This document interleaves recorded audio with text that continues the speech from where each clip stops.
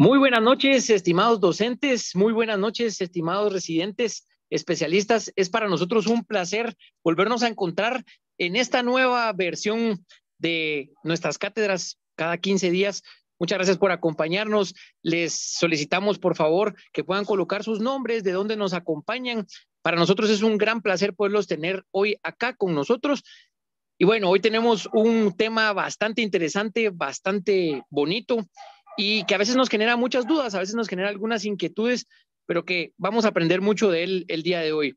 Para ello tenemos a la licenciada Villela, que nos está acompañando, la licenciada Berta María Villela Ponce, es química farmacéutica de la Facultad de Ciencias Químicas y Farmacia de la Universidad de San Carlos de Guatemala. Tiene una especialidad en educación con énfasis en modelos alternativos para el siglo XXI, una maestría en educación con orientación en medio ambiente, un diplomado de buenas prácticas de manufactura según el informe de la OMS, el informe 32, especialización en gestión de políticas para el recurso humano, una maestría en salud pública con énfasis en gerencia y administración de servicios, y ha participado en diferentes cursos como estudios clínicos, farmacogenética, en la Chapter First del Simposium Internacional de la Sociedad de Farmacovigilancia, entre otras. Yo creo que no vamos a alargar mucho con el currículum de la licenciada, pero es un honor poderla tener hoy con nosotros. Licenciada, bienvenida.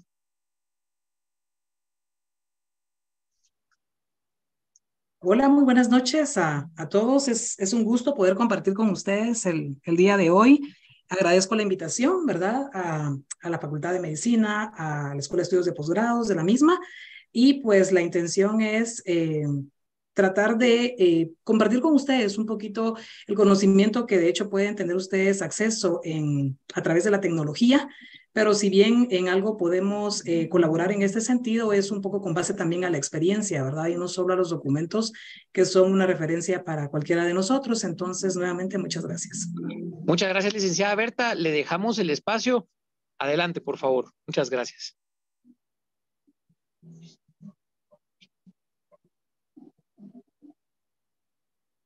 Muy bien, entonces solo si me pudieran confirmar si están viendo la presentación, por favor. Sí se ve, licenciada. Ok. Muy bien. Entonces, pues como bien mencionaba el doctor Otto Miranda, estamos por desarrollar un conversatorio o desarrollar sobre el tema que es ética en investigación en salud en seres humanos. Pues ya él me ha presentado y pues sin más vamos a iniciar sobre el mismo. Solamente presento ante ustedes una declaración de conflicto de intereses en cuanto a la presentación, en la cual declaro pues no tener ningún conflicto del mismo. Me gustaría iniciar esta conversación con una pregunta. ¿Es necesaria la revisión ética en la investigación en salud en los seres humanos? Probablemente alguno de ustedes en este momento tenga una respuesta inmediata en abordar con un sí, con un no, o probablemente alguno de ustedes en este momento sienta que no tiene elementos suficientes o elementos básicos para poder dar respuesta a esta pregunta, la cual en la medida de lo posible esperemos que ustedes puedan tener esta respuesta al finalizar esta presentación. Antes de iniciar con toda esta referencia en cuanto a la revisión ética en la investigación en salud en seres humanos, me permito también hacer mención que por las razones que hayan sido, todo este desarrollo en este tema o esta necesidad de ir fortaleciendo este tema en investigación en salud se ha venido dando derivado de acontecimientos históricos negativos, lamentablemente, en investigación de salud. Me voy a permitir nada más mencionar algunos ejemplos porque probablemente ustedes puedan en una búsqueda exhaustiva a través de la tecnología podrán encontrar o probablemente ustedes hayan escuchado de algunos de estos antecedentes. Entonces yo, a manera de ejemplo, solamente pues traigo a colación lo que eran llamados como investigaciones de Nuremberg en su momento, algo también relacionado a los efectos teratogénicos en fetos que fueron producidos por la talidomida, ¿verdad? Encontrándose el primer caso aislado, documentado alrededor de 1956. Otro ejemplo que vamos a traer a colación es la investigación de Tuskegee, Alabama, en la cual lo que se estuvo estudiando fue la evolución natural de la sífilis, ¿verdad? Esto se hizo en un periodo de tiempo de 1932 al 72, y vamos a encontrar que fueron prisioneros los participantes o sujetos de investigación que fueron utilizados en en este estudio y a los cuales pues no se les aplicó el tratamiento a pesar de que la penicilina pues ya era conocida en ese tiempo, ¿no? Otro ejemplo que traigo a colación sobre esos acontecimientos es una investigación de Willowbrook, que fue desarrollada entre 1950 y 1970, y esta hace mención o hace referencia a la inoculación del virus de hepatitis en niños con enfermedades mentales. Como he mencionado anteriormente, estos solamente son algunos ejemplos de otros que ustedes pueden encontrar en documentos que hablan sobre la reseña histórica o sobre antecedentes de la ética en investigación en salud. A continuación vamos a abordar sobre 6 referencias relacionadas a este tema. Perdón, licenciada, disculpe. ¿Sí? Ah, no, Dígame.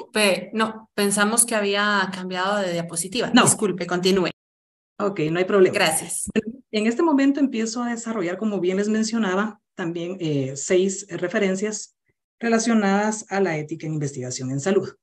Y como bien decía, iniciamos con el Código de Nuremberg, en el cual lo que se desarrollan son las normas éticas sobre experimentación en seres humanos. Este fue publicado en agosto de 1947 como producto del juicio de Nuremberg, en el cual pues se planteó que fueron condenados tanto la jerarquía nazi como varios médicos por varios daños provocados en su momento a personas que no habían dado, por así decirlo, un consentimiento informado sobre este tipo de experimentos. Vamos a ver que el Código de Nuremberg es el primer documento que plantea la obligación de solicitar el consentimiento informado. Y vamos a ver a lo largo de la presentación que cuando hablamos de un consentimiento informado, se habla de la expresión de la autonomía del paciente. En este Código de Nuremberg se van a encontrar desarrolladas 9 recomendaciones, las cuales les presento a continuación. Iniciamos con que es esencial el consentimiento informado, el consentimiento voluntario del sujeto humano. La siguiente recomendación nos plantea de que debe de ser útil el experimento para el bien de la sociedad y el cual no puede ser irreemplazable por otros medios de estudio y no debe ser algo que la naturaleza excluya al azar. También encontramos la tercera recomendación en la cual se habla que los experimentos deben de estar basados en experimentación animal y en el conocimiento de la historia natural de la enfermedad o de otros problemas de estudio. Se habla también de que el diseño debe estar elaborado de tal manera que los resultados esperados justifiquen el desarrollo del mismo. Continuando con las recomendaciones, vamos a ver también que el experimento debe ser ejecutado de tal manera que evite todo sufrimiento físico y mental y daño innecesario. La siguiente recomendación habla de que ningún experimento debe ser ejecutado cuando existan razones a priori para considerar que pueda ocurrir muerte o un daño grave. También nos habla de que el grado de riesgo nunca debe de exceder el nivel determinado por la importancia humanitaria del problema que se pretende ser resuelto a través del experimento. Tenemos también, entre otras recomendaciones, que se deben establecer adecuadas condiciones para proteger al sujeto experimental, evitando a toda costa la remota posibilidad de incapacidad o muerte. La siguiente recomendación nos habla de que debe de ser conducido solamente por personas científicamente calificadas y debe requerirse el más alto grado de destreza y cuidado a través de las etapas del experimento. La siguiente recomendación hace referencia a que durante el curso del experimento, el sujeto humano debe tener total libertad para poner fin al experimento, especialmente si se ha alcanzado el estado físico y mental en el cual parece o pareciera para el sujeto que es difícil de continuarlo. Vamos a ver que no como recomendación, pero sí como algo a tomar en cuenta en el Código de Nuremberg, se habla que durante el curso del experimento, el científico a cargo de él debe estar preparado para terminarlo en cualquier momento. Entonces, hasta este momento, pues he tratado de ir haciendo algunos extractos de lo que dice este documento, a manera de ir haciendo como la introducción, no solo por la temporalidad en el que el Código de Nuremberg se desarrolló en la historia de la ética, sino porque de aquí en adelante vamos a ir viendo que van a haber algunos conceptos que van a ser un tanto repetitivos a lo largo de las referencias posteriores al Código de Nuremberg. Tal es el caso del siguiente documento, la siguiente referencia, en la cual se encuentra el informe Belmont. Cuando hablamos del informe Belmont, hablamos que estos son principios y guías éticos. Aunque se me fue la pantalla. Disculpen, acá creo que se me está... Acá, ok. Cuando hablamos del informe Belmont, les decía que este fue generado, habla de principios y guías éticos para la protección de sujetos humanos en investigación. Este fue creado por la Comisión Nacional para la Protección de los Sujetos Humanos de Investigación en Biomédica y Comportamental o del Comportamiento. En este informe Belmont vamos a encontrar, aparte del índice, tres grandes apartados. El primero habla sobre los límites entre la práctica de la investigación. Vamos a hablar sobre los principios éticos básicos y aquí empezamos como a ir definiendo parte de lo que en el código de Nuremberg se venía desarrollando como recomendaciones. Aquí empezamos a ver ya la primera definición de tres principios básicos que vamos a ver a lo largo de las posteriores referencias. Hablamos de el respeto por las personas, de la beneficencia y de la justicia. El siguiente apartado que aborda el informe de Belmont es la aplicación de estos tres principios. Y cuando hablamos de la aplicación de estos tres principios, estamos hablando del consentimiento informado, de la valoración de riesgos y beneficios y de la selección de sujetos. En su momento, cuando empecemos a desarrollar sobre estas aplicaciones, vamos a ver que cada una de estas aplicaciones es una aplicación para cada uno de los principios que acabamos de mencionar.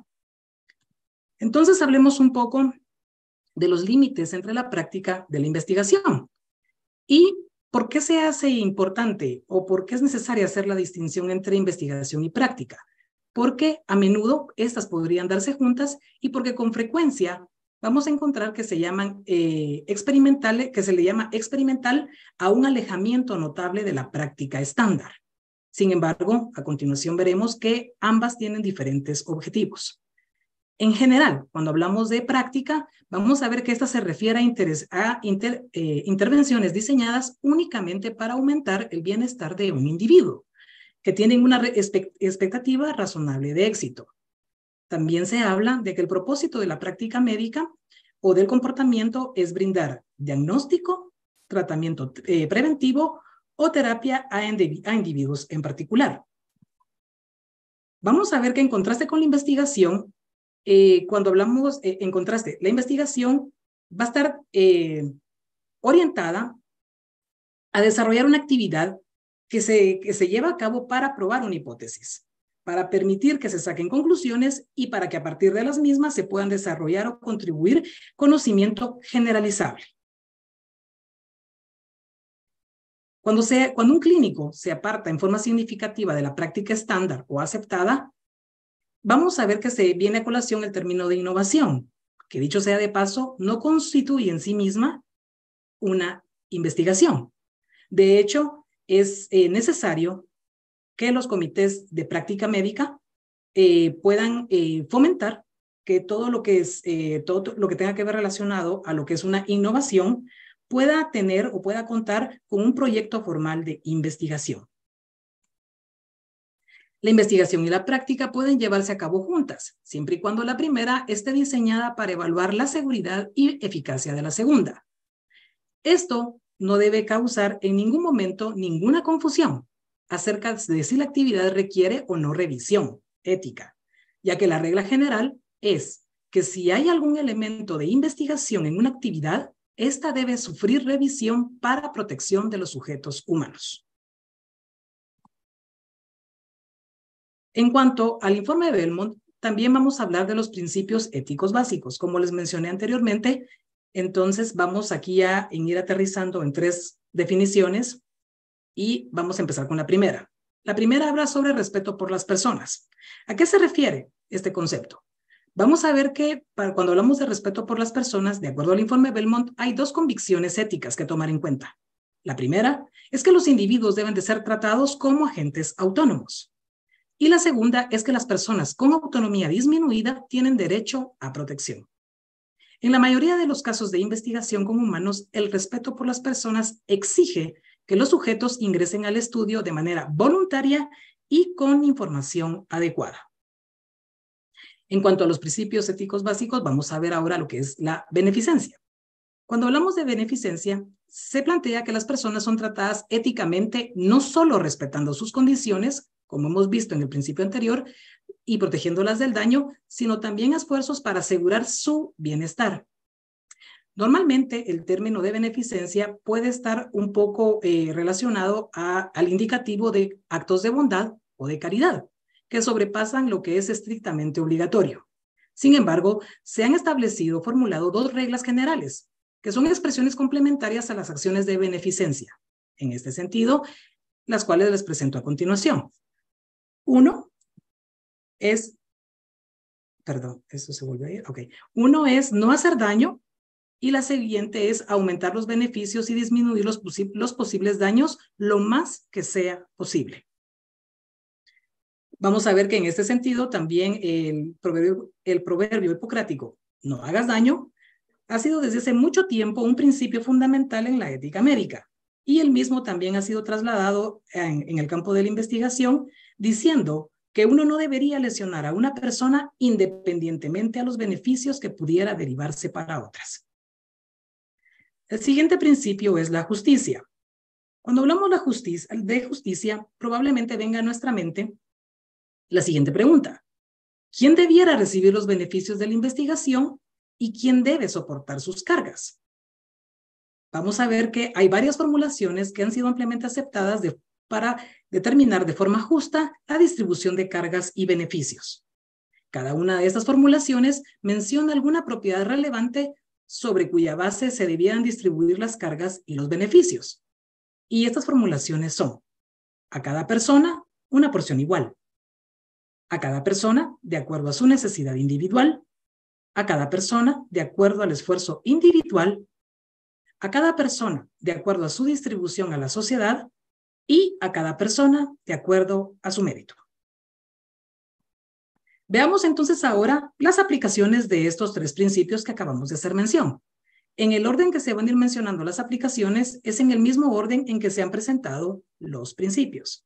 Cuando hablamos de consentimiento informado, al que probablemente ustedes han tenido conocimiento, vamos a ver que cuando hablamos de consentimiento informado, estamos haciendo mención de que el respeto por las personas exige a los sujetos, hasta el grado en que sean capaces, se les dé la oportunidad de escoger lo que les ocurrirá o no les va a ocurrir.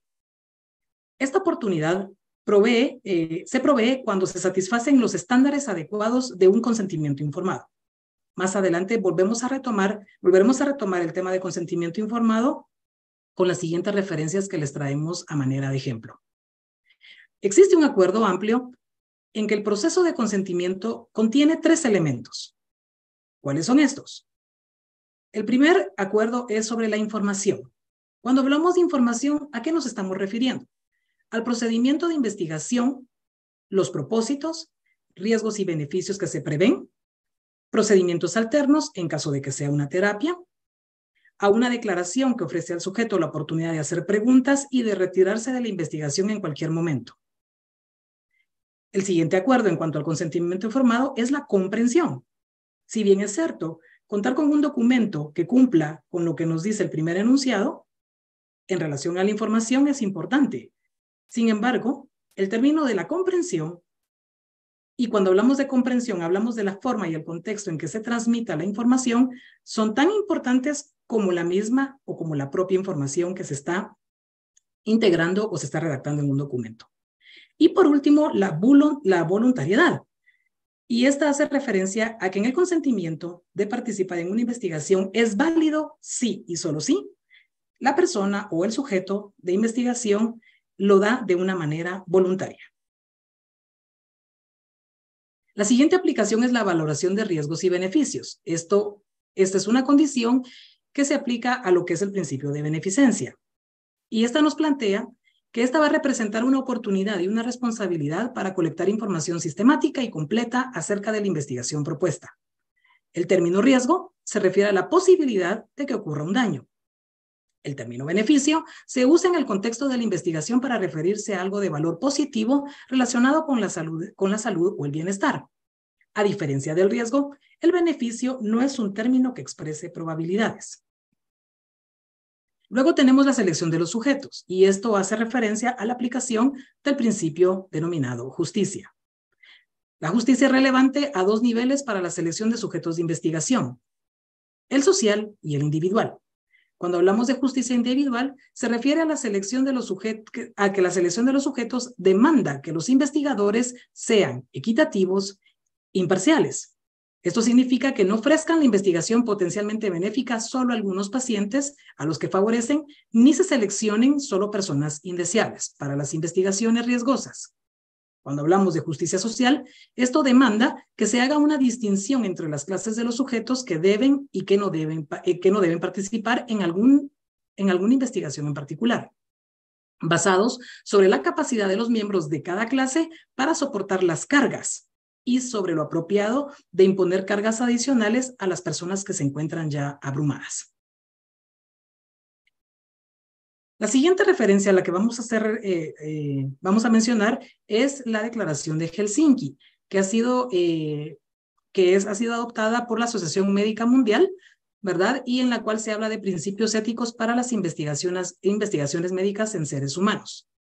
Esta declaración fue adoptada en la 18 Asamblea Médica Mundial de Helsinki, en Finlandia, en junio de 1964, y ha sido enmendada en las diferentes asambleas que ustedes pueden ver en pantalla, que de acuerdo al documento al cual se tuvo acceso, vemos que la última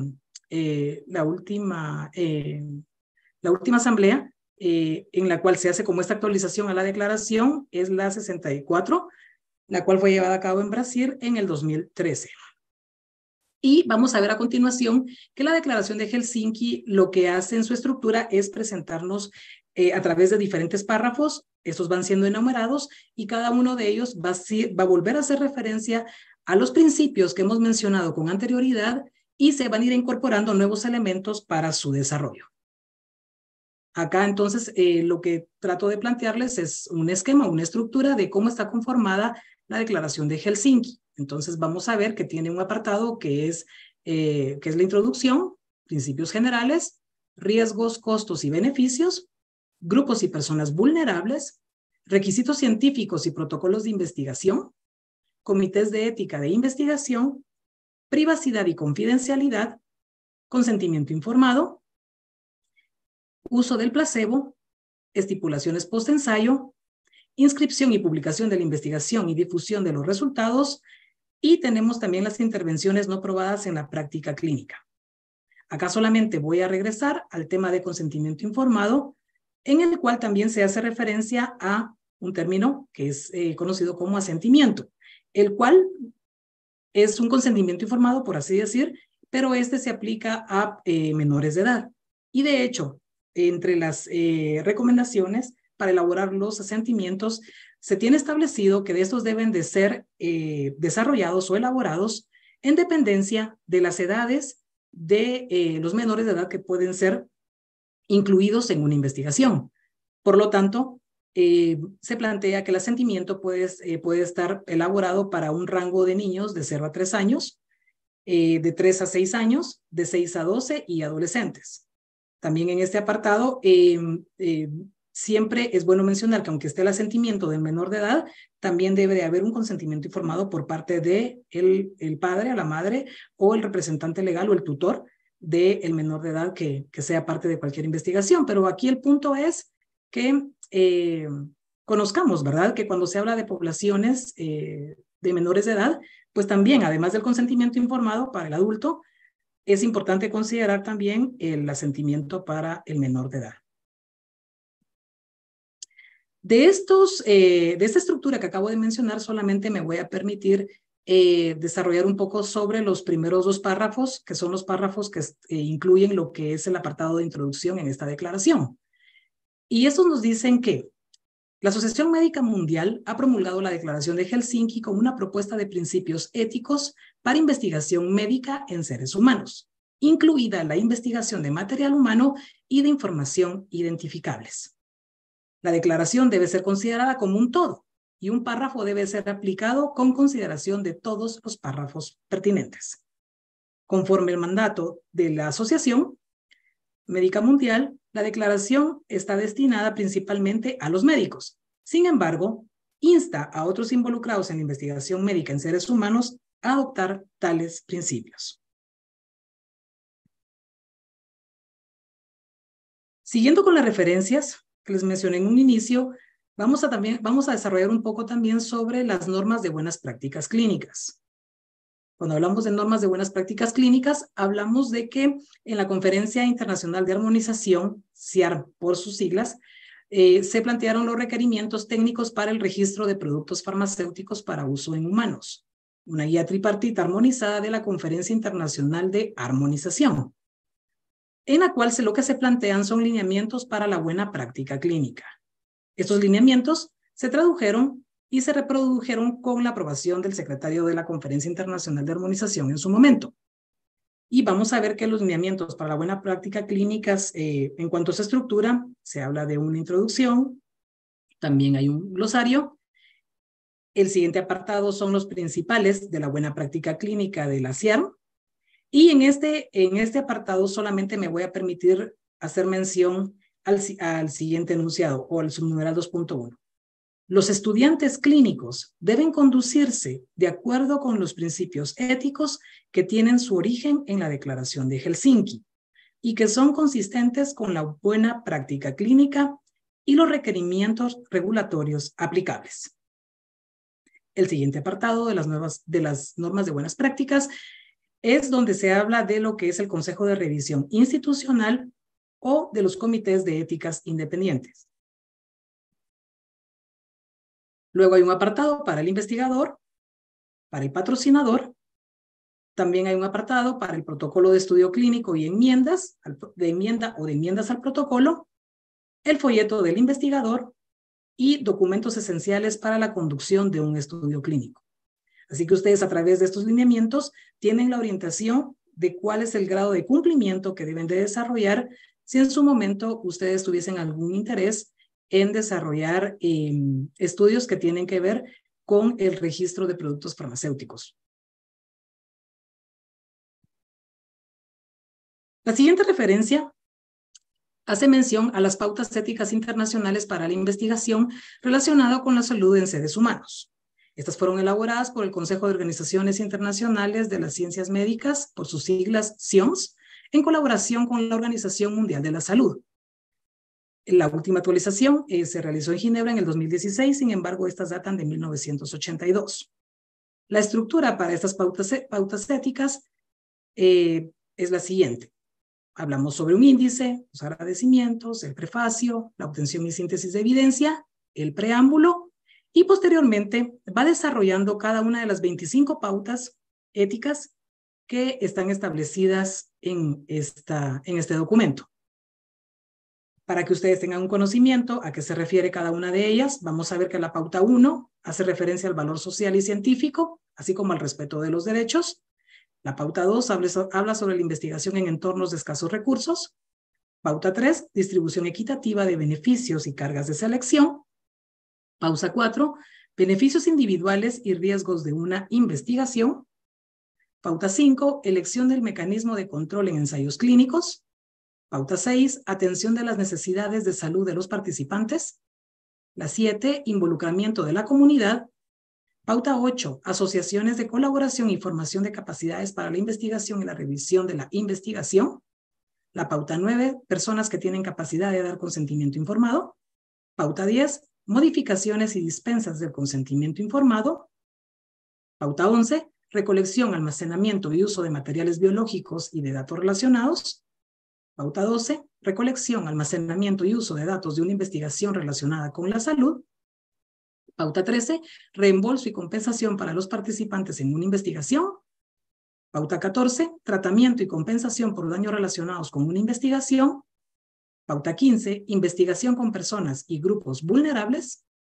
Pauta 16, investigación con adultos que no tienen capacidad de dar consentimiento informado.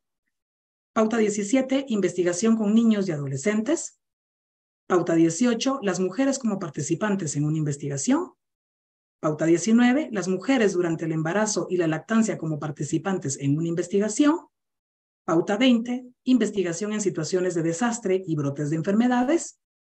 Pauta 21, ensayos aleatorizados por conglomerado.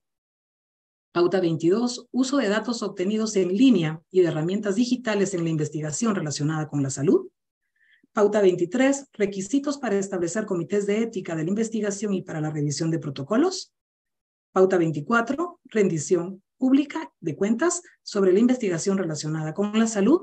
Y la pauta 25 habla sobre conflicto de intereses. Adicional al desarrollo de cada una de las pautas, este documento también cuenta con 4 apéndices. El primero, desarrollado los elementos de un protocolo o documentos conexos para la investigación relacionada con la salud con seres humanos. El siguiente, la obtención del consentimiento informado, información esencial para los posibles participantes en una investigación. Apéndice 3, grupo de trabajo del CIOMS sobre la revisión de las pautas internacionales. Apéndice 4, personas que aportaron comentarios. Posteriormente cuentan con un índice temático. De estos 25 pautas, me permito solamente hacer énfasis en la primera pauta. La primera pauta, que es la que nos marca realmente si una investigación es éticamente aceptable o no lo es. El valor social y científico, así como el respeto de los derechos. La justificación ética para realizar investigaciones relacionadas con la salud en que participen seres humanos radica en su valor social y científico. El valor social y científico no puede legitimar que los participantes en un estudio o las comunidades anfitrionas sean sometidos a maltratos o injusticias. Entre las consideraciones generales de esta pauta, se habla de que el valor social y científico de una investigación puede ser difícil de cuantificar.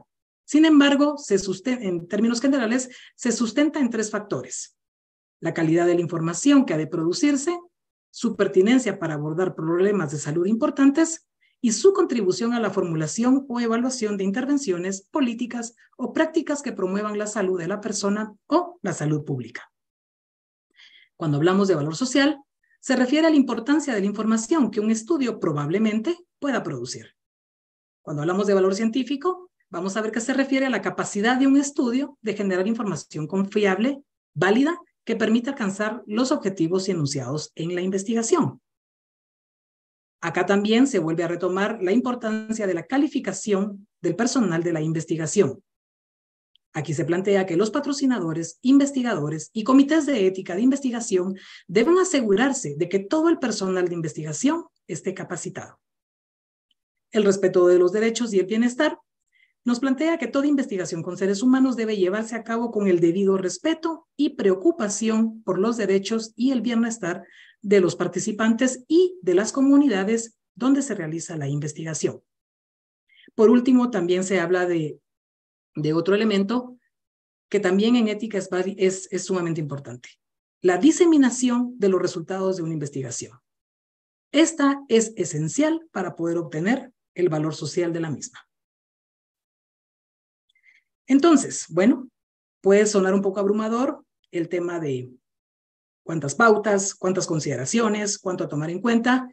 Sin embargo, acá me permito compartir con ustedes información desarrollada por Carla Sáenz del Programa Regional de Bioética de la OPS-OMS, en el cual ella pues nos traslada cómo pasamos de los principios al protocolo. Pues vamos a ver que para poder hacer este pase o hacerlo cómo pasar de la teoría del principio a lo práctico, a lo que son los requisitos de un protocolo, ya se tienen establecidos también. En cuanto a los requisitos, este trabajo ya fue realizado por Emmanuel Wendler en Grady, ya en el documento que está citado en el recuadro, y que en el mismo lo que se trata de ejemplificarles a ustedes es cómo de manera práctica o de manera práctica en cuanto a un protocolo de investigación, trasladamos los principios a requisitos de un protocolo de investigación. Entonces vamos a ver que lo que nos plantean estas personas son 7 requisitos en un protocolo de investigación: la validez social, la validez científica, la selección justa de los sujetos, el balance favorable riesgo-beneficio, la revisión independiente, el consentimiento informado y el respeto a los participantes. ¿Qué principios dan origen a cada uno de estos requisitos? Lo tienen ustedes también en el cuadro. La validez social tiene su origen en beneficencia, así como la validez científica. La selección justa de los sujetos tiene su origen en el principio justicia. El balance favorable riesgo-beneficio tiene su origen en el principio beneficencia. El consentimiento informado tiene su origen en el principio respeto, así como el respeto a los participantes. El requisito que ha sido incluido acá es la revisión independiente, la cual es más un proceso como administrativo, pero que también tiene un origen. ¿Y cuál es el origen de una revisión ética? De una revisión ética independiente es que es a través de esta revisión independiente es que se va a verificar, se va a analizar y se va a verificar el cumplimiento de los requisitos que les he mencionado con anterioridad. Algunos ejemplos de publicaciones recientes en cuanto al abordaje ético, les traigo a colación, nada más como ejemplo, lo que es el documento Catalizar la investigación ética en emergencias. Catalizar la investigación ética en emergencias, tenemos documentos del 2023 y del 2022, y los indicadores para el fortalecimiento de los sistemas nacionales de ética en investigación, los cuales pueden obtener ustedes de la página web del Programa Regional de Bioética de la OPS. El siguiente documento que vamos a hacer mención es la Declaración Universal sobre Bioética y Derechos Humanos. Esta fue aprobada por la Conferencia General de la Organización de Naciones Unidas para la Educación, la Ciencia y Cultura, por sus siglas UNESCO, en el 2005. En este documento vamos a presentar la estructura, donde está conformada por disposiciones generales, por principios, y en cuanto a los principios que se mencionan en el documento, tenemos los siguientes: dignidad humana y derechos humanos, beneficios y efectos nocivos, autonomía y responsabilidad individual, consentimiento, personas carentes de la capacidad de dar su consentimiento, respeto de la vulnerabilidad humana y la integridad personal, privacidad y confidencialidad, igualdad, justicia y equidad, no discriminación y no estigmatización, respeto de la diversidad cultural y del pluralismo, solidaridad y cooperación, responsabilidad social y salud, aprovechamiento compartido de los beneficios, protección de las generaciones futuras, protección del medio ambiente, la biosfera y la biodiversidad. Adicional a los principios, también tienen un apartado que es sobre la aplicación de estos principios, y en cuanto a esto se desarrollan los siguientes apartados: adopción de decisiones y tratamiento de cuestiones bioéticas, comités de ética, evaluación y gestión de riesgos, prácticas. Por último, hay en la estructura contemplada lo que es la promoción de la declaración y disposiciones finales. Entonces, hasta acá he desarrollado con ustedes lo que son las referencias en cuanto a la ética en investigación. Y me paso a esta otra diapositiva, en la cual vamos a rebobinar un poco y vamos a ver, bueno, pues hemos hablado de principios, hemos hablado de todo lo que cada uno de estos implica, ¿verdad? De cómo podemos llevar esos principios a la práctica a través de requisitos de un protocolo. Y cuando hablamos de protocolos de investigación, me permito compartir con ustedes esta forma de clasificarlos extraída de un documento que tiene que ver con investigación clínica, ¿verdad? Como un manual de referencia. Y vamos a ver que solo a manera de ejemplo, porque ustedes probablemente estén desarrollando alguna idea de proyecto de investigación, o ya hayan presentado un protocolo, o estén haciendo el trabajo de campo, o estén por presentar un informe final, independientemente de la etapa en la que estén. Entonces es bueno, porque la investigación es un proceso continuo.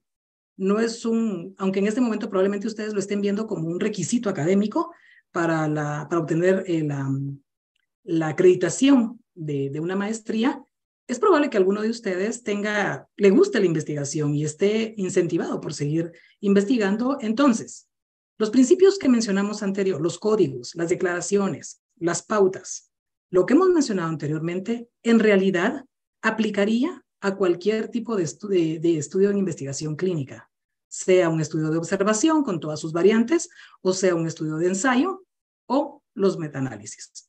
En dependencia del tipo de investigación que se vaya a seleccionar, entonces es donde habría que considerar los elementos para una revisión ética.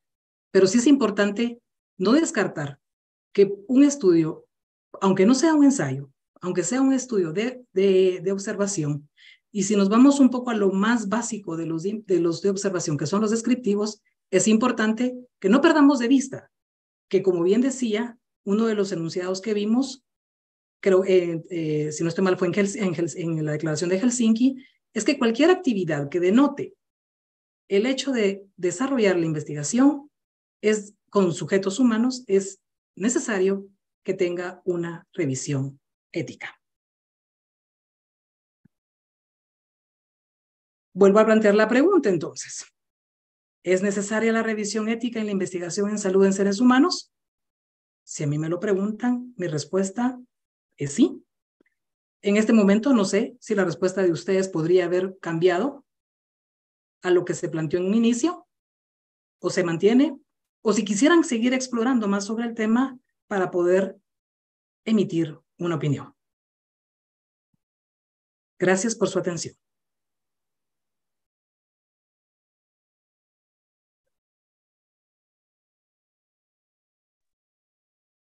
Muchísimas gracias a usted, licenciada, por su tiempo y por la exposición tan extensa y todos los conceptos que muy oportunamente nos explicó para que los podamos tomar en cuenta en función del tipo de investigación que estamos realizando. Como bien dice usted, no solo es un ensayo clínico el que tiene que tener como el cumplimiento riguroso de todos los aspectos éticos, sino también los estudios de tipo descriptivo. También tenemos que cumplir con todos esas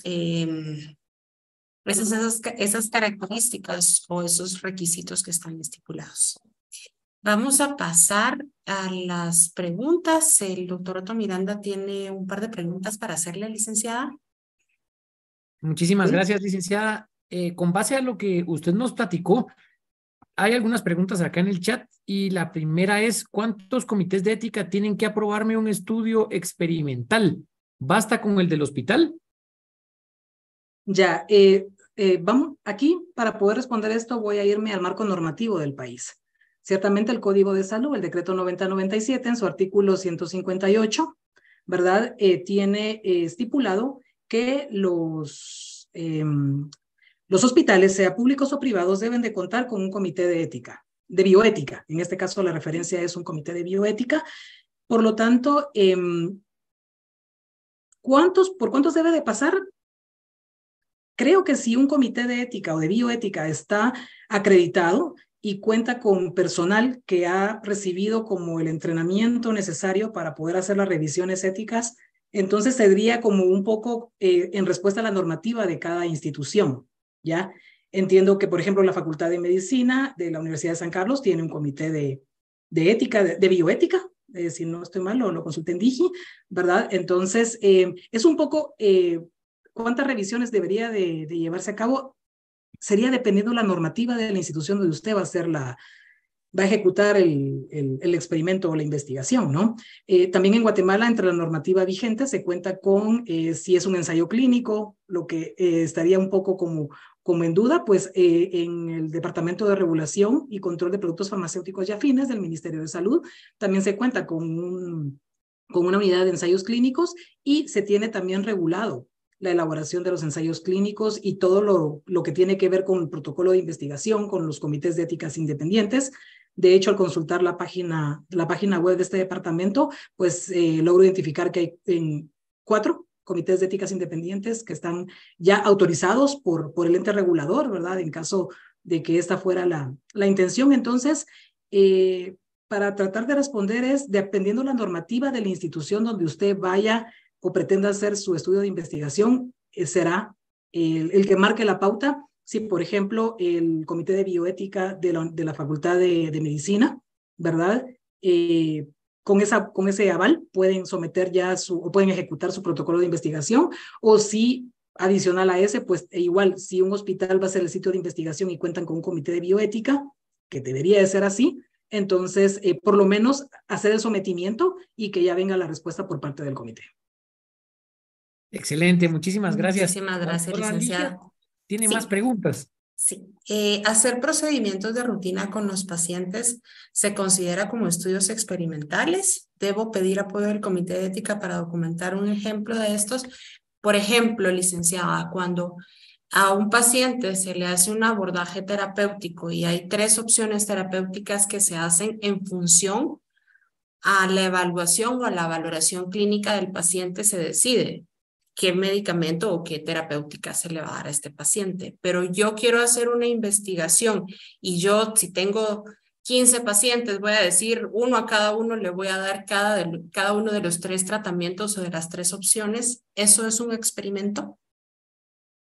En este punto, plantearía yo también la siguiente reflexión.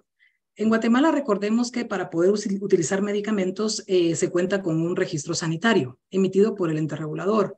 Y cuando se emite el registro sanitario, ciertamente parte de toda la información que se maneja es que este medicamento está aprobado en el país para un uso destinado.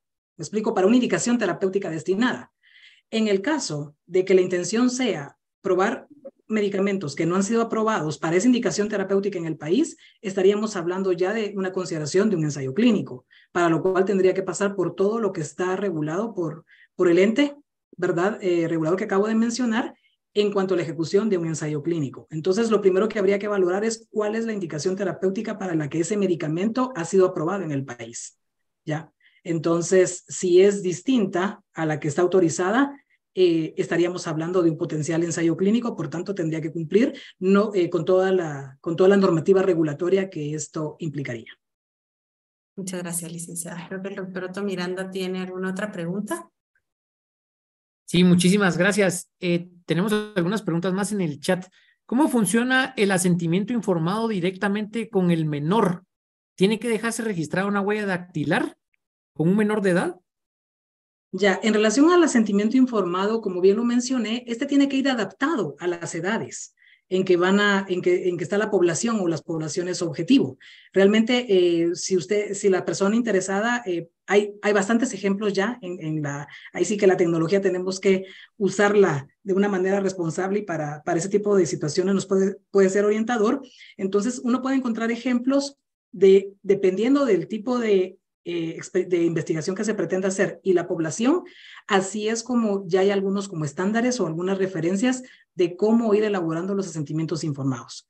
Importante mencionar que el asentimiento va dirigido al menor de edad, sin embargo debe de ir un consentimiento informado hacia el adulto, que en este caso la madre o el padre o el tutor responsable también debe de llenar, ¿verdad?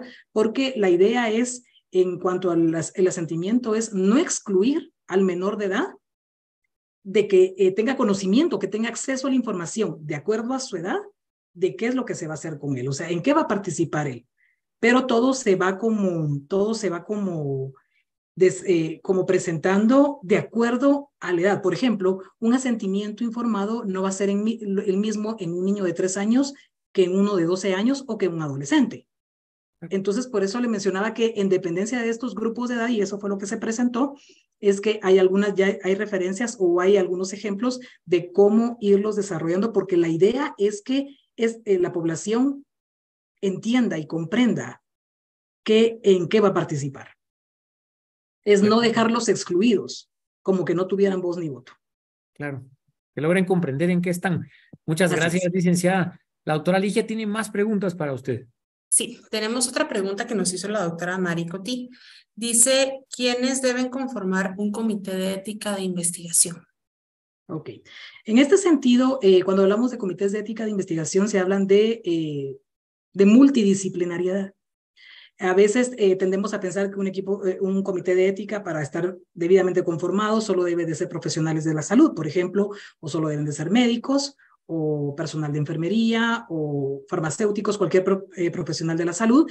Y efectivamente sí es importante que estén estos perfiles en los comités de ética, pero también se plantea la multidisciplinariedad, porque hay comités de ética donde hay, por ejemplo, educadores, hay abogados, por ejemplo. Entonces, realmente un comité de ética no discrimina alguna profesión o algún perfil. Lo importante es que las personas que lo van a integrar sean personas que, si en su momento no tienen como el conocimiento o no tienen la capacitación para poder hacer las revisiones éticas, que es importante que fortalezcan esas capacidades para que al momento de hacer el análisis ético correspondiente realmente estén seguros de lo que van a dictaminar.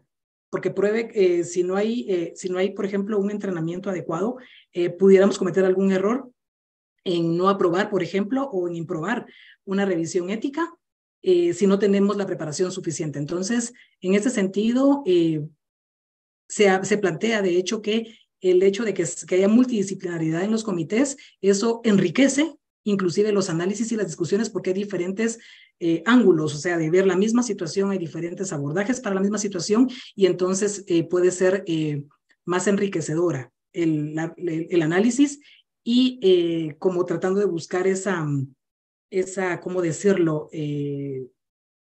No es ser como integrales, pero sí es tratar de darle el abordaje a la revisión ética desde cualquier ángulo para realmente poder emitir una opinión adecuada en ese sentido. De acuerdo, muchísimas gracias, licenciada. Le doy la palabra al doctor Otto Miranda. Muchas gracias. Tenemos una pregunta de un usuario con nombre síndrome de Lerner. ¿Por qué si toda investigación, sea experimental o no, requiere de revisión de un comité de ética, a las tesis de maestría de medicina de la USAC no se les exige que sean revisadas por un comité? Yo creo que esta pregunta tal vez ya no va tanto para usted, sino para el doctor Carlos Escobar, el doctor Luis Ruiz, que están por acá. Bienvenidos.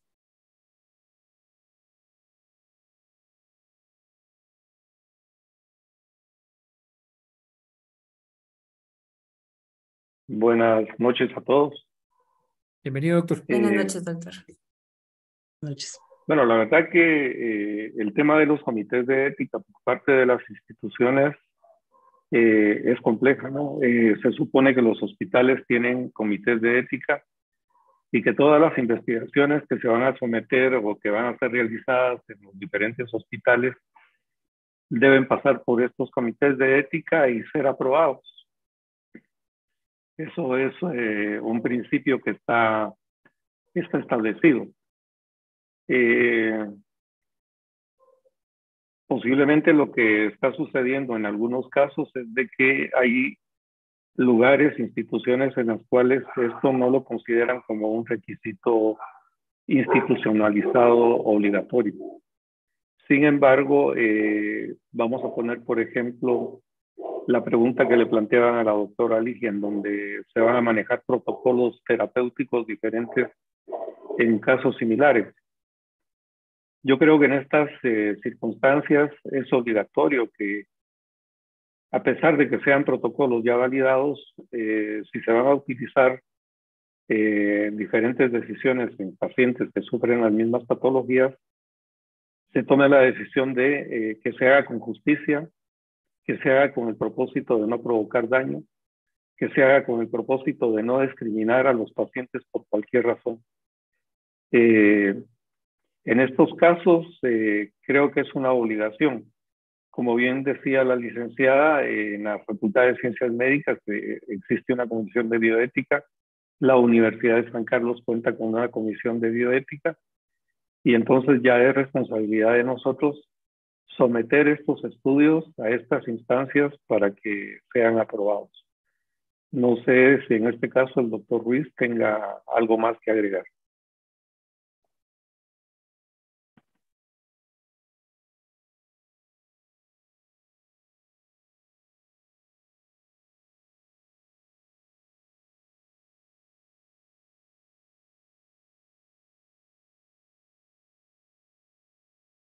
Muchas gracias por la respuesta, doctor Carlos. Estamos a la espera de la respuesta del doctor Ruiz. Probablemente la señal no esté muy adecuada,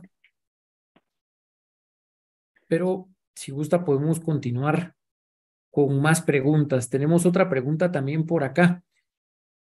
¿Cuándo es necesario o cómo considero consultar con un comité de ética si los procedimientos que realizo en el hospital y los quiero investigar, los tengo que someter a un comité de ética?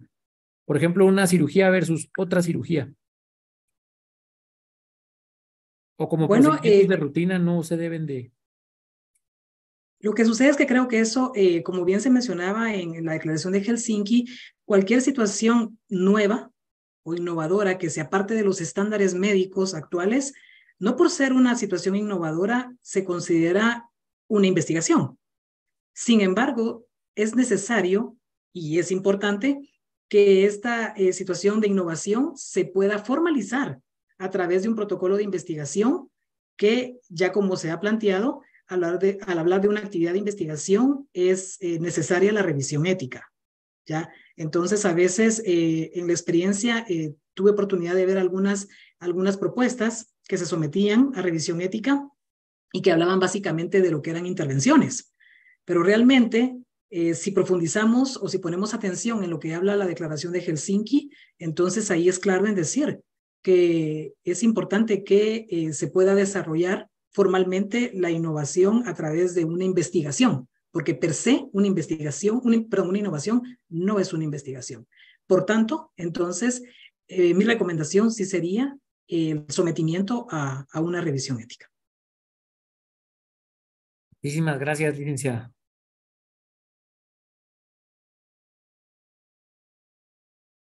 Doctor Luis Ruiz está levantando la mano. Le cedemos el tiempo del espacio, doctor. Buenas noches, perdón, vi ahí, está conectado a mi teléfono, por eso no podía responder. Primero, muchas gracias a la licenciada Viela que nos ha acompañado en estos webinars. Las preguntas han sido muy interesantes y siempre, por supuesto, la ética nos tiene a todos en el hilo. Creo que una experiencia importante o parte conclusiva de lo que he venido escuchando es, primero, la ética, hoy entendámosla más como bioética para hacer la vida, porque si no la volvemos muy teórica y que estamos respondiendo a lo que otras personas nos dieron reglas y entonces yo voy a hacer mi investigación y tengo que cumplir con todos esos principios universales. Ya mataste la investigación. No entendiste el concepto real, ¿verdad? Ese es el primero que uno tiene que pensar, la vida que la tenemos que hacer vida.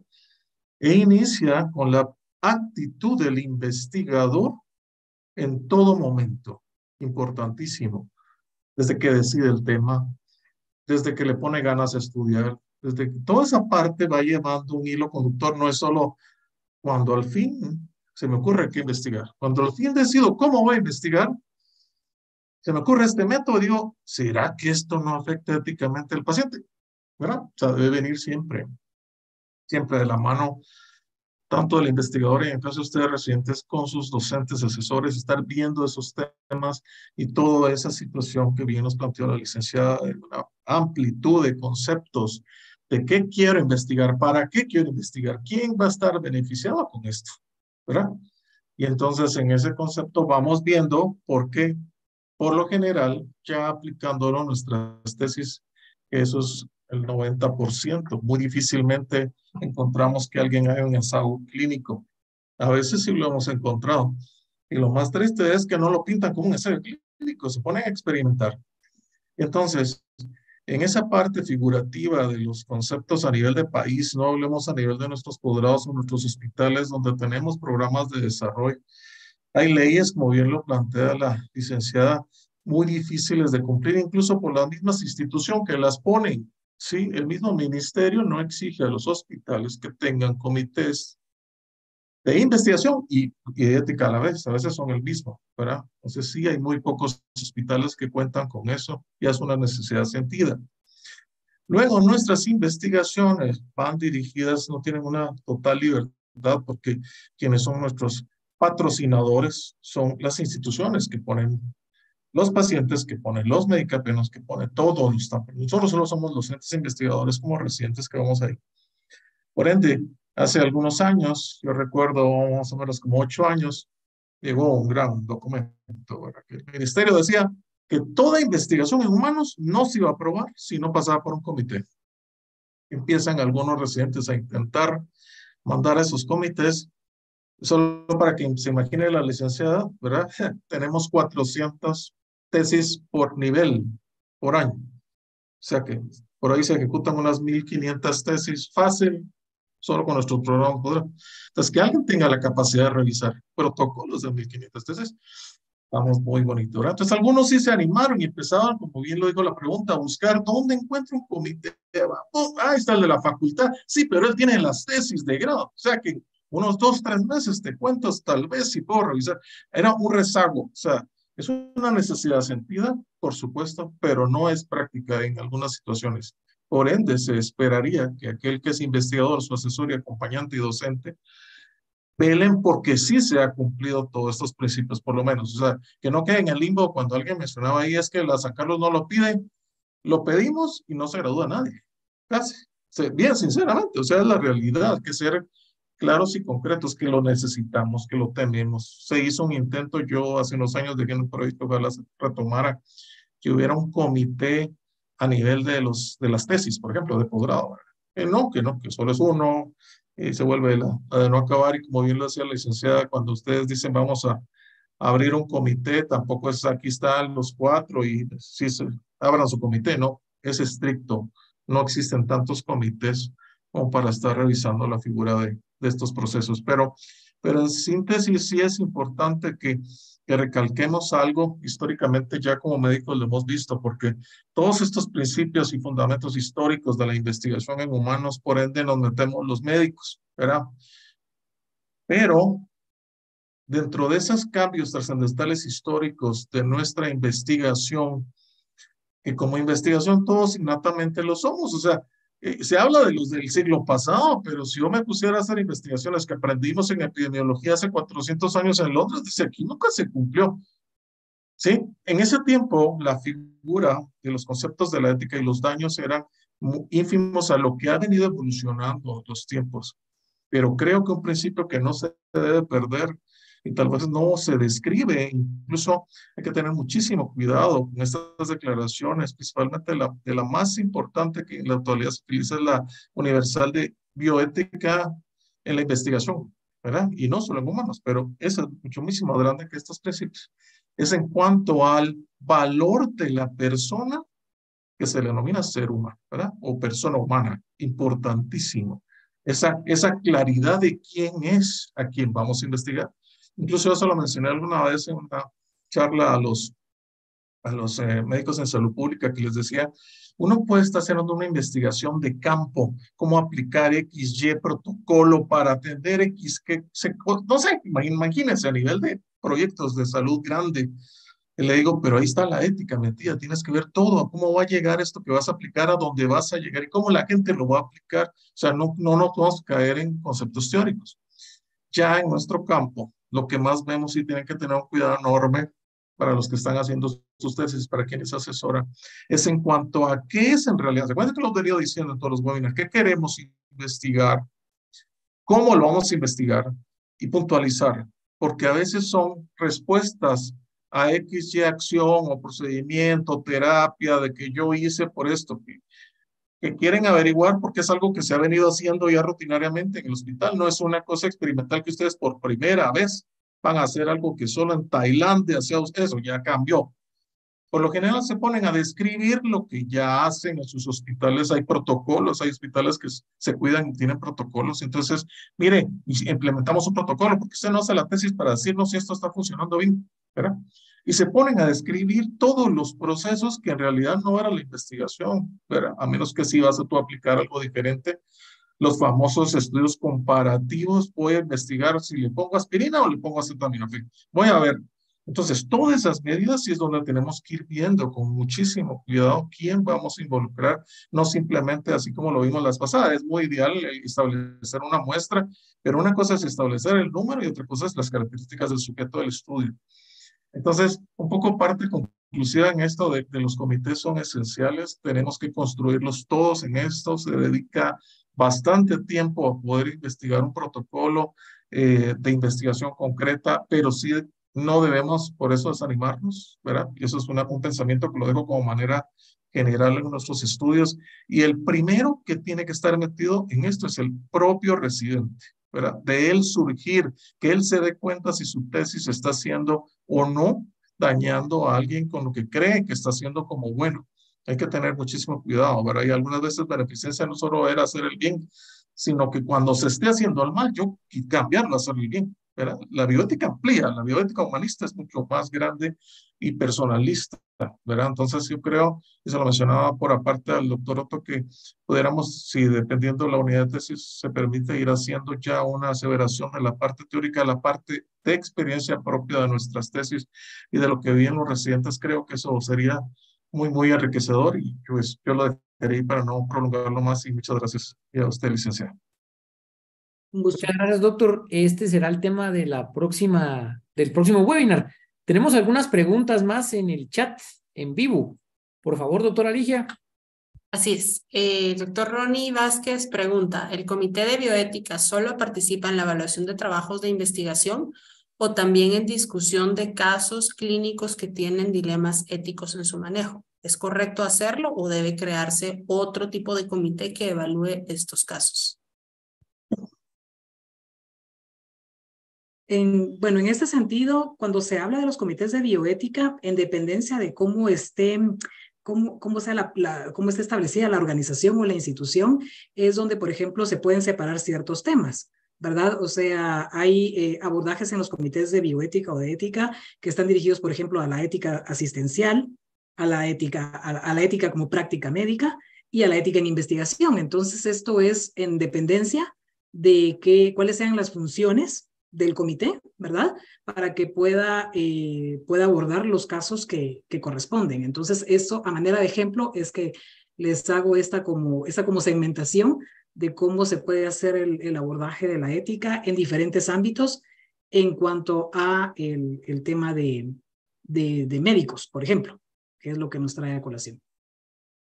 Gracias, licenciada. El doctor Ruiz, si tiene levantada la mano, por favor, doctor. Y en ampliación a esto que mencionaba y preguntaba doctor Ronnie, mucho gusto, doctor, estamos ahí, lo tenemos en Pamplona apoyando varios programas de posgrado. Es diferente, ¿sí? Por favor, no mezclen esto con una situación, es ver cómo están desempeñando todos los actores en la atención médica, en la aplicación de atención, de todo sentido, en todo momento. Esa es una discusión a otro nivel y es otro tipo de abordaje, de entendimiento de la actitud, ¿sí?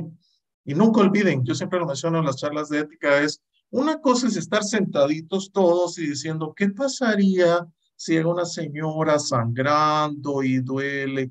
Y muy tranquilos, ¿verdad? Sentaditos. A que estés en la emergencia y te llega la señora, cero depresión, y tú decides pronto. Esa es una acción muy diferente. Que el comité de ética tiene que tener no solo una experiencia y no solo estar fundamentado y no tener conflicto de intereses, porque a veces los comités de práctica son como los administradores del hospital o de la institución, entonces quieren que la institución no se mire mal, tranquilo, hay una experiencia tiene que ser abordada. Ahora, el comité de investigación sí tiene que tener conocimientos de investigación, idealmente ser investigadores, idealmente haber publicado, idealmente tener toda esa experiencia. Aparte, tener, sí, en su perfil, por lo menos estudios de investigación, no solo buenas prácticas, sino ya se exigen estudios de bioética universitaria y formal. O sea, es muy diferente. Los comités, donde los encuentran en cualquier parte, que sí los tienen, van separados. Que a veces, sí, como les decía hace un ratito, si no hay ni comités, a veces el que están ahí son los que paran haciendo todo, ¿verdad? Y entonces, otra cosa que me encontraba en estos tiempos es que nadie quiere meterse a tocar el tema de la ética. Dije, ¿qué pasó ahí? Todos deberíamos ser expertos en estos temas, pero no teóricos, sino en la parte práctica, ¿verdad? Eso es algo que siempre lo pregono, pero por ahí iríamos nada más. Gracias. Gracias, doctor. El doctor Carlos Escobar también tiene levantada la mano, doctor Escobar. Sí, muchas gracias. Ese es un tema bastante complicado, en verdad, porque hay muchas circunstancias que se dan a nivel de hospitales. En realidad cuesta mucho trabajo pensar que existiendo un interno, un R1, un R2, un R3, un jefe de residentes, un jefe de departamento, que existiendo tantas personas responsables en el manejo de pacientes, de repente alguien pase por ahí, empiece a hacer una investigación en donde está experimentando con sus pacientes, ya sea protocolos terapéuticos, nuevos medicamentos o esté haciendo cosas raras como lo que mencionaba el doctor Ruiz, ¿va? Una paciente que entra sangrando, va a entrar en shock hipovolémico y que se queda en observación para ver cómo evoluciona su cuadro y hasta qué punto ese sangrado puede hacer que varíen los signos vitales de la paciente, poniendo en riesgo su vida. Afortunadamente existen muchos filtros, aun cuando no existan comités de ética o de bioética como tales. Sin embargo, eso no quiere decir que nos quedemos tranquilos. Esta conferencia y esas preguntas nos traen a la reflexión de que por lo menos algo debemos hacer. Ya el doctor Ruiz mencionaba el volumen de trabajos de investigación que se llevan a cabo y la gran dificultad que significaría poder hacer una revisión ética de todos ellos. Pero yo creo que sí se puede hacer un trabajo constante en recordar cuáles son los principios fundamentales del desempeño de un profesional de la medicina. Por un lado, nosotros hacemos un juramento hipocrático que nos obliga a cumplir con principios éticos fundamentales, no solamente en la atención del paciente, sino más allá en lo que sería llevar a cabo trabajos de investigación. Entonces, reforzar ese recordatorio de que debemos todo el tiempo actuar en función de esos principios. Porque si bien en este caso estamos hablando de la ética en la investigación, el quehacer del médico debe ser ético en todos los ámbitos de su desempeño profesional. Para nosotros como equipo de trabajo de la unidad de tesis, nos queda esa tarea de divulgar permanentemente los principios éticos en la investigación y el desempeño de los médicos. Solamente, muchas gracias. Muchas gracias, doctor Escobar. Tenemos un par de comentarios. Nos comenta el doctor Gustavo Oliva: los comités de ética independiente evalúan protocolos internacionales y cobran alrededor de $1,000 americanos. También el Ministerio de Salud Pública rige por normativa los protocolos internacionales. Nos comenta también Galicia Urias. Buenas noches. También considero que los revisores y asesores toman en consideración el tema a desarrollar, tienen que cumplir con los estándares de bioética y, como dice el doctor Ruiz, es parte innata del profesional. Pregunta además el doctor Gustavo Oliva: y la USAC y otras casas de estudio, la investigación nacional, la pregunta es, ¿está aprobada por normativa o protocolo de ley para la investigación del Ministerio de Salud Pública?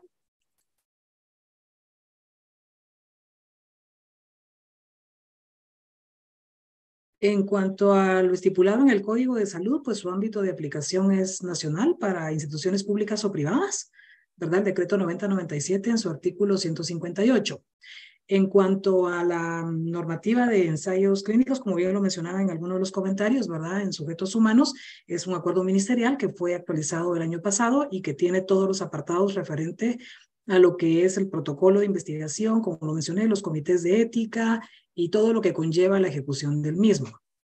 Y también se cuenta con otra normativa que es el Acuerdo Ministerial 1278, creado en el 2009, que hace referencia al Comité Nacional de Ética en Salud, donde pues, o sea, el gran porcentaje de los participantes pues, o de los actores en su momento, de lo que yo he conocido, pues son integrantes de las diferentes dependencias del Ministerio de Salud Pública y Asistencia Social. Muchas gracias, licenciada. Doctor Otto Miranda, ¿tiene algo más que agregar? Sí, nada más agradecerle a la licenciada Berta. El doctor Luis Ruiz tiene un último comentario previo a mostrar el diploma. Le robo 2 minutitos rápido. Importante para todos los que están escuchando y que creo que en la esencia de los que hemos recibido varias formaciones de ética. Estos grandes 3 que habló de Helsinki, ¿sí? Principalmente de Belmo, y no digamos Nuremberg, pero Nuremberg tiene su historia concreta, quiénes fueron los que investigaron. Hay que tener cuidado porque la mayoría de la investigación internacional o de los países de primer mundo está basada en investigación de medicamentos. Importantísimo, tómenlo en cuenta. Por ende, se cuidan en salud todas estas grandes instituciones, la OEA, la UNESCO y quien quiera, porque esto va a experimentar abierto. Y muchas veces cuando estos países empiezan a ser restrictivos, nos llaman a nosotros, ¿verdad? En Latinoamérica, que no somos tan cuidadosos, entonces nos empiezan a invitar y nos invitan a investigaciones y nos meten a los gatos. Eso hay que tomarlo en cuenta, porque muy difícilmente nuestras tesis van hacia la experimentación de un nuevo medicamento, de qué pasa si esto es nuevo, y bien lo decía la licenciada, tener las 4 fases antes de que hoy llegue la parte humana, a pesar de que con ellos voy a investigar, tengo que hacer todas las otras fases. Entonces, es importantísimo que cuando analicemos todos estos principios, si queremos aplicarlo realmente a nuestras tesis de las que hoy estamos haciendo, apliquémoslo, pero en esa línea, que sepamos que no nos está influyendo, que si no va a costar entender el chip, y por qué me está pidiendo esto, y por qué me dice esto, y por qué va el otro. Ahora, sí está de la mano, esto es un fin que a nivel de las instituciones, la parte que nos falta a todos es la publicación, esa parte escéptica, ¿por qué hiciste, investigaste y hasta ahí se quedó? Y la otra es que las instituciones orienten realmente. Nos encontramos con que no ven unas líneas de investigación prontas, o resulta que todos tienen líneas de investigación, y entonces el estudiante que va en ese momento formativo va a decir, ¿a quién le hago? Resulta que el jefe le dice que investigar. Entonces debemos aprovechar, optimizar este recurso humano increíble que son las tesis que ustedes realizan, residentes, para aprovecharnos de la ciencia del conocimiento localmente o a nivel del país o a nivel internacional. Pero nunca olviden que la mayoría de estos principios internacionales van a la investigación por medicamentos. Gracias. Muchísimas gracias por su comentario, doctor. El doctor Carlos Escobar tiene levantada la mano. No sé si quiera hacer algún último comentario. Ya nos entusiasmamos ahora. Sí, yo quisiera hacer referencia a algo que quizás no tenga directamente tanto que ver con el tema central, pero existe algo que se llama la objeción de conciencia. Por aquellos casos en los cuales algún superior o alguna instancia superior quiere imponer la obligación de desarrollar algún estudio que sabemos que puede resultar riesgoso para grupos vulnerables de la población.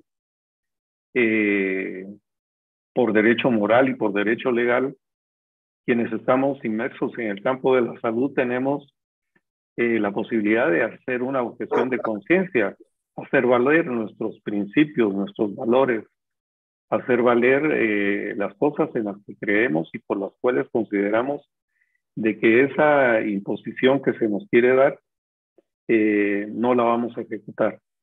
Y no tendríamos que ser penalizados por esa parte. Yo quisiera que esto lo tomáramos en cuenta y quizás más adelante, ya sea con la participación de la licenciada Villela, pudiéramos profundizar en este tema que también es de muchísima importancia. Muchas gracias. Gracias a usted, doctor. Y muchísimas gracias nuevamente a la licenciada Villela por concedernos este espacio y por compartirnos sus conocimientos, porque ahora ya tenemos lineamientos establecidos de la normativa, de lo teórico que tenemos que cumplir para una adecuada realización de nuestras investigaciones. Bueno, sin más, paso a compartir el diploma de participación de la licenciada Villela, que sustantivamente dice la unidad de tesis, la Facultad de Ciencias Médicas y la Universidad de San Carlos de Guatemala otorga el presente reconocimiento a la licenciada Berta Villela Ponce de Vega por dictar el webinar Ética en la Investigación, evento transmitido a través del canal de YouTube MediaMed, dirigido a la comunidad de la Facultad de Ciencias Médicas con una duración de 1 hora. Y está firmada por el doctor Alfredo Moreno Quiñones, quien es el coordinador, el director de la Escuela de Estudios de Posgrado, y el doctor Carlos Humberto Escobar Juárez, que es el responsable de la unidad de tesis. Nuevamente, licenciada, muchísimas gracias por acompañarnos, por estar con nosotros y compartir sus conocimientos. Y a toda la audiencia, muchas gracias por acompañarnos en este webinar. Nos vemos en 2 semanas para el próximo webinar que les tenemos preparado. Buenas noches. Buenas noches, muchas gracias.